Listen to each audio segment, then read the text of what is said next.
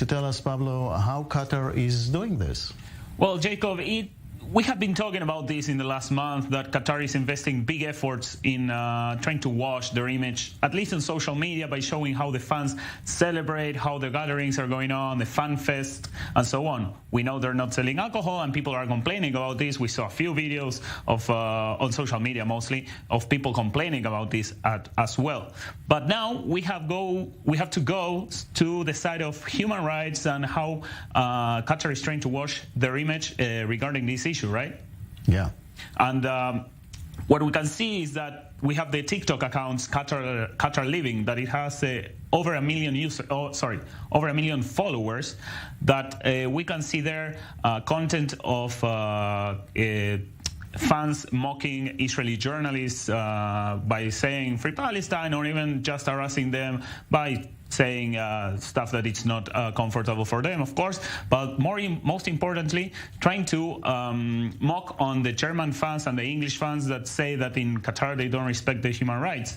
For example, we have the issue of the German team by taking a picture of covering their mouth, and also we have regarding that issue, a content creator that mocks on the English and the Germans, as I said, by comparing the human rights violations, by explaining that the same violations that they're talking about is as the same as they drive on the left side on the road. They're comparing those two issues as if they were totally the same. Let's watch this part. Totally. Good morning, Qatar. I'm here to rent a car. Good morning, my friend, and welcome. What kind of car do you need? I don't know, really. I just want it so I can drive on the left side of the road. Well, my friend, you can't drive on the left side of the road here in Qatar. Why not? I do it all the time in my country, innit?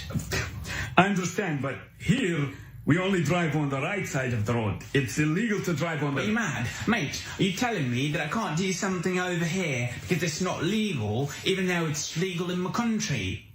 That's mental, innit?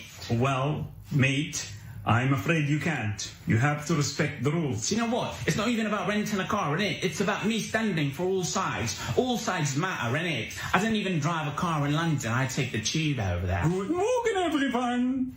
Good morning, my friend. Please, explain to this gentleman right here.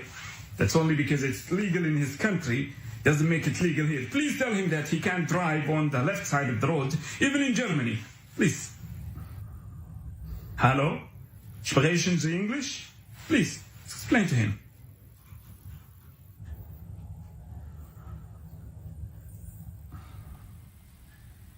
Yeah. So as we saw there, it's very well done, to be honest. Yeah, it's funny, let's face it. It's funny, but the sad part of it is comparing two different issues, human rights with normal life, which is driving on the left side in England, and well, the human rights violation, at least the alleged human rights violation in Qatar, right? That they're not talking about it so much, but there's many journalists as well saying that they have a lot of things to say about how's the other face of Qatar that they don't show on mainstream media.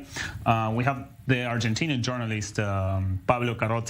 Yeah. He's an independent journalist. He's in Qatar paying for his own trip, covering the events, showing mostly, of course, Argentina's performance, as well as some human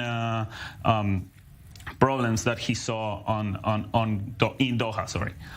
Here we can see the pictures of what he posted the other day, saying the stuff that nobody shows about Doha, the second phase of Doha, or the other phase of Qatar. So he's threatening on posting this video on YouTube after he leaves Qatar, showing the content he cannot share in Qatar because he fears for what the authorities can do to him. But he mentioned that he already was threatened by the authorities. He was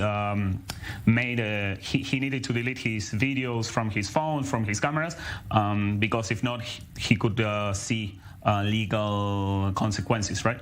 So he's like promoting his story when he comes back to Argentina after, right? Exactly. We will follow on this. We'll see what's up with that. Okay. But so far, we can see that independent journalists are having kind of a voice about these issues, but mainstream media is not talking about it too much.